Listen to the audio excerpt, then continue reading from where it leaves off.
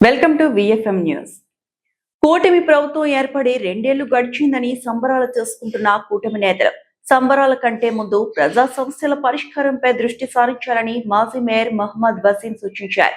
జిల్లా వైసీపీ కార్యాలయంలో ఆయన విలేకరులతో మాట్లాడుతూ కూటమి నేతలు ఎన్నికల సమయంలో అనేక హామీలు గుప్పించి అధికారంలోకి రాగానే ఏ ఒక్క హామీని అమలు చేయకుండా ప్రజలకు వెన్నుపోటు పొడిచారని విమర్శించారు.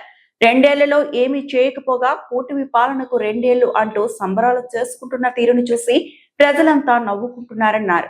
2 ఏళ్ల కూటమి ప్రభుత్వ పాలనలో నగరంలో ప్రజా సమస్యలను పట్టించుకోకపోవడంతో పాటు పారిశుద్ధ్య నిర్వహణ అస్తవ్యస్తంగా తయారైందని ఆయన విమర్శించారు.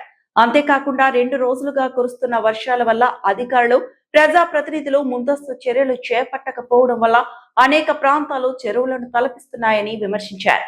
అంతేకాకుండా కాలువలు పొంగి అనేక ప్రాంతాల్లో ఇళ్లలోకి వర్షపు నీరు చేరి ప్రజలు ఇబ్బందులు పడుతుంటే మీరు సంబరాలు చేసుకోవడం హాస్యాస్పదంగా ఉందన్నారు. అధికారులు ప్రజాప్రతినిధులు ముందస్తు చర్యలు చేపట్టడంలో తీవ్రంగా విఫలమయ్యారని ఆయన మండిపడ్డారు.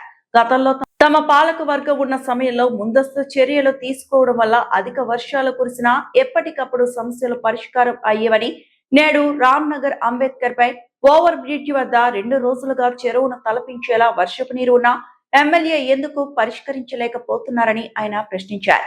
2 ఏళ్ల క్రితం ఎమ్మెల్యేగా ఎన్నికైన సమయంలో ఇలాంటి సమస్యనే తలెత్తితే హడావుడి చేసిన ఎమ్మెల్యే 2 ఏళ్లు గడుస్తున్నా ఎందుకు శాశ్వత పరిష్కారం చూపించలేకపోతున్నారని ఆయన విమర్శించారు. నగరమంతా ఓట్లు వేస్తే ఎమ్మెల్యే అయ్యారని, అన్ని ప్రాంతాల్లో సమస్యలు పరిష్కరించాల్సిన బాధ్యత ఎమ్మెల్యేపై ఉన్నా ఎప్పుడు అనంతపురంలో ఉంటారో, ఎప్పుడు విజయవాడ, హైదరాబాద్ లో ఉంటారో తెలియని పరిస్థితి నగర ప్రజలు ఎదుర్కొంటున్నారన్నారు. ఎమ్మెల్యే దగ్గుపాటి ప్రసాద్ ప్రజా సమస్యల కంటే వ్యక్తిగత వ్యాపారులకే ఎక్కువ ప్రాధాన్యత ఇస్తుండడం వల్లే నగరంలో ప్రజలు అనేక సమస్యలతో కొట్టుమిట్టాడుతున్నారన్నారు. ఇప్పటికైనా నగరంలో ప్రజా సమస్యల పరిష్కారంపై దృష్టి సారించాలని ఆయన సూచించారు. సమావేశంలో మైనార్టీ విభాగం జిల్లా అధ్యక్షులు సైఫుల్లా బేగ్, మాజీ కార్పొరేటర్లు కమల్ భూషణ్, ఇషాక్, శ్రీనివాసులు తదితరులు పాల్గొన్నారు.